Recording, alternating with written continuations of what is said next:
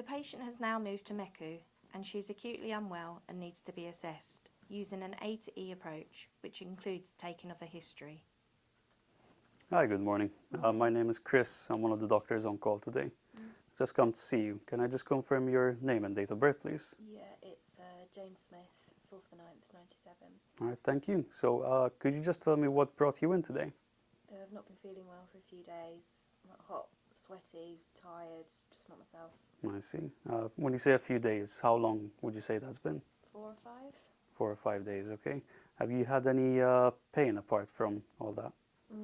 Bit of pain sort of at the bottom of my tummy. I see. Is there anything that makes it worse or brings it on? When I go to the toilet. Okay, and have you been going to the toilet more often? Yeah. I see. Have you noticed any changes in your urine at all? Smell or appearance? No, it's just like burning and stinging when I go. Okay, and you've been going more often, and have you been feeling like you haven't completely finished once you're done? Yeah. Okay. Noticed any changes in your bowel habits at all? No. Okay. And apart from all that, have you been feeling sick or vomiting at all? Been feeling sick. I've not been sick, but always got that. I see. Okay. Have you had any fever or any shivering? I've not measured my temperature, but I felt like I have. Okay. And I understand that you're pregnant. How far along are you, please? 30 weeks. 30 weeks.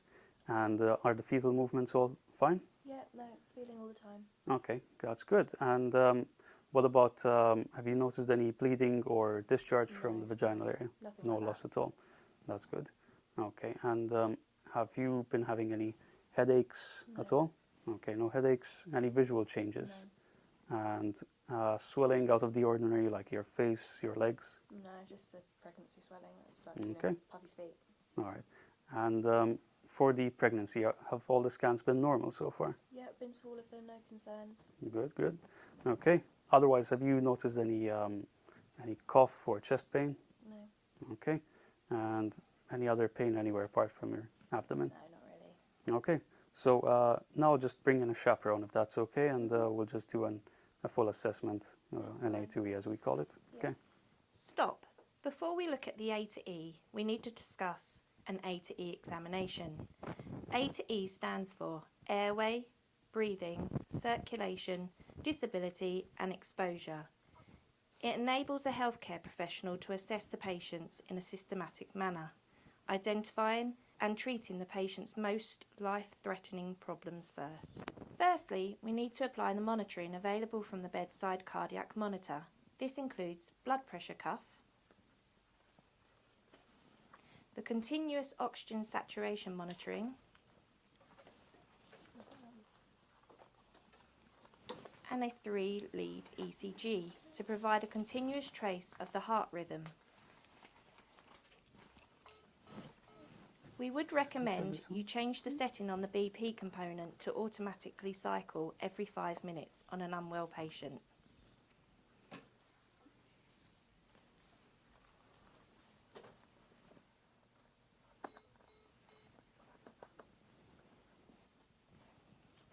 You are now hands-free and can monitor the patient in real time whilst you assess.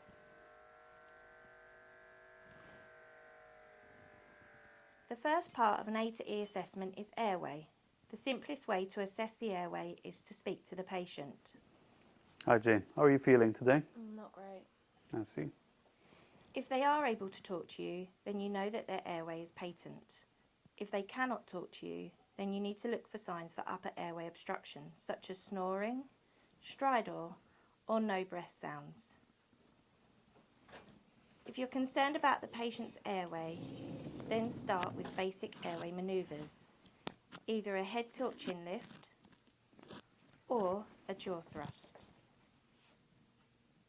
In order to keep the airway open, place an airway adjunct, for example an oropharyngeal or a nasopharyngeal. When inserting the oropharyngeal airway, you must start by measuring it to choose the correct size of the airway.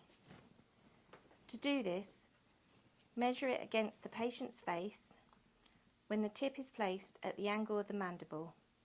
The flange should align to the centre of the top teeth.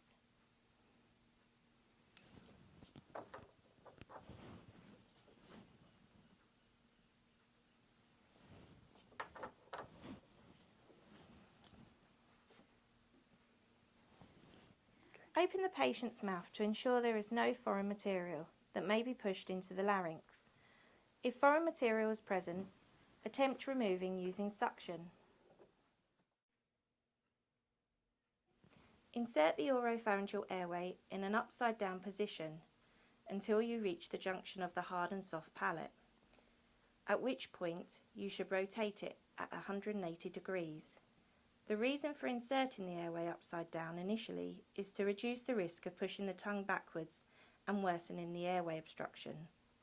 Advance the airway until it lies within the pharynx. The flange of the airway should rest over the patient's lips. When inserting the nasopharyngeal airway, you must start by measuring it to choose the correct size of the nasopharyngeal airway. The appropriate airway size can be determined by measuring it from the tip of the patient's nose to the tragus of the ear.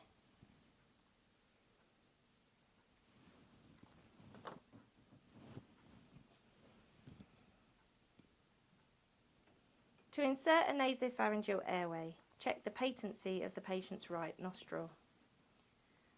Lubricate the airway. Insert the airway bevel end first, and then gently push the airway downwards along the floor of the nasopharynx.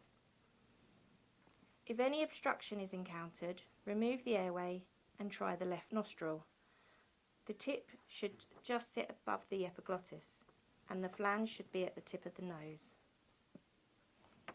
Once you are happy the airway is secure, move on to breathing. So Jane's airway is patent now, so I'm going to move to her breathing.